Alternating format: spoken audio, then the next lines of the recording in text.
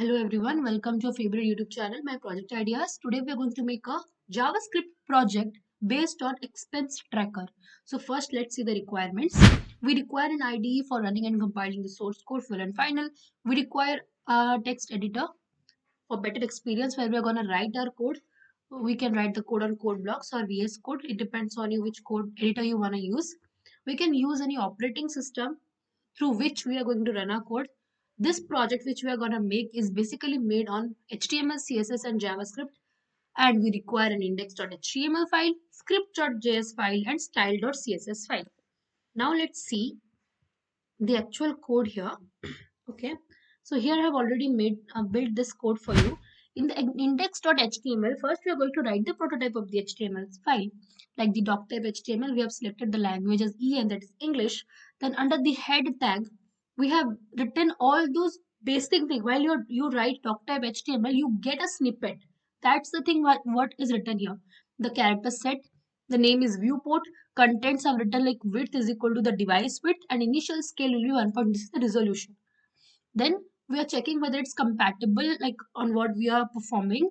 Then we are going to relate it to the style sheet, and the reference, the h reference we have given here is style.css. So here we are embedding the style.css to the doc type HTML. Now we have given the title as expense tracker, and here we are going to use a container. In the container we are going to put a balance.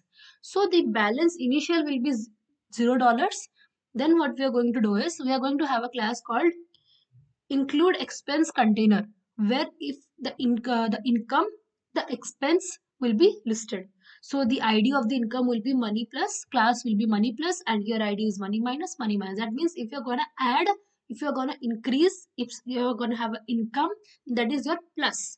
If you're going to spend, expenditure is counted as minus.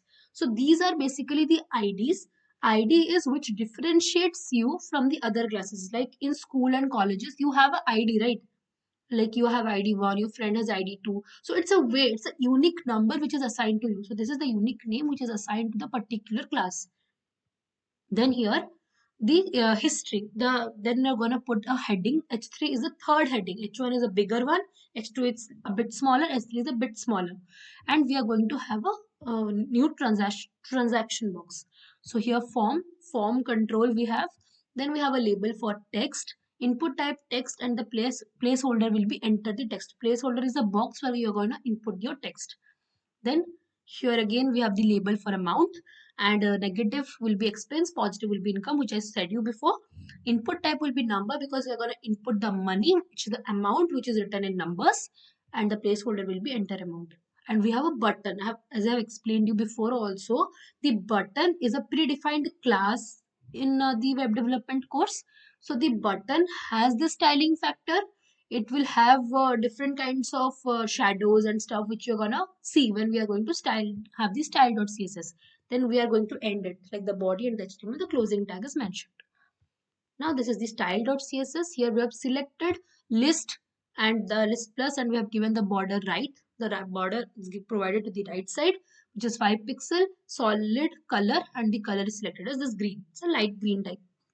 Then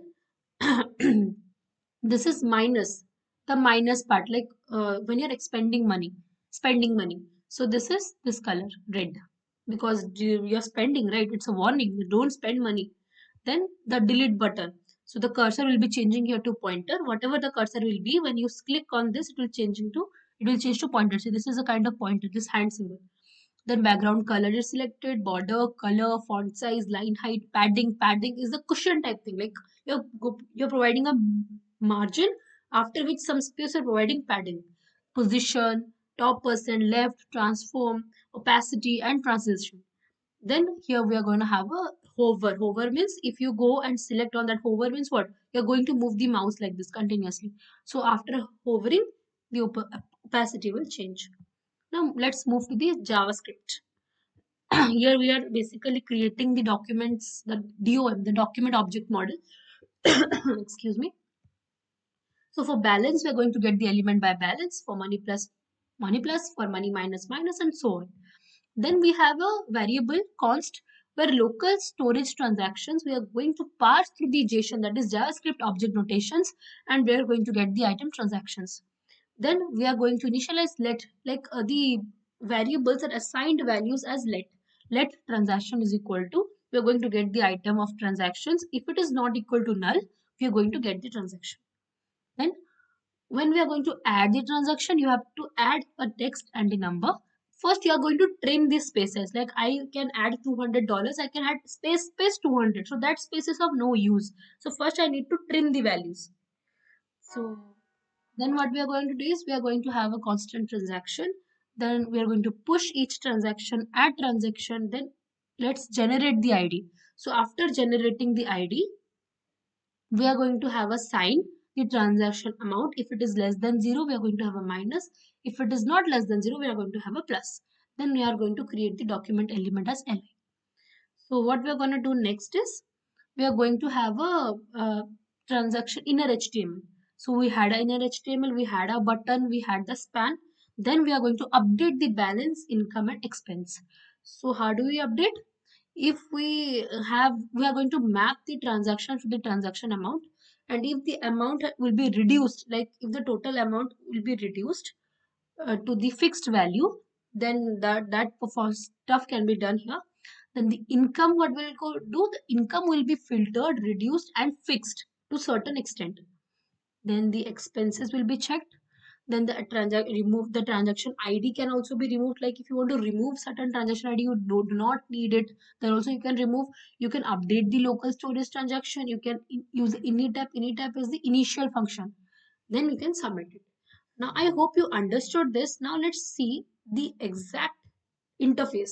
So this is the interface. I said you the income is in green, expense is in red, as you can see. So what I'm going to do, I'm going to delete this. So there is no history. So now my income is this. So what I'm going to do, I am going to add $1,000. So this becomes, okay, this is my income. See, so my my income is now plus 1,000. Now I'll spend on my dress. What I'm going to spend is, I'm going to spend 500. See, I got 1,500. I didn't, I'm sorry, this actually should be minus. It's my mistake. Dress minus, see, expenses 500. It became minus. So I hope you understood. See, the balance is also written as 500 because 1,000 minus 500 is 500.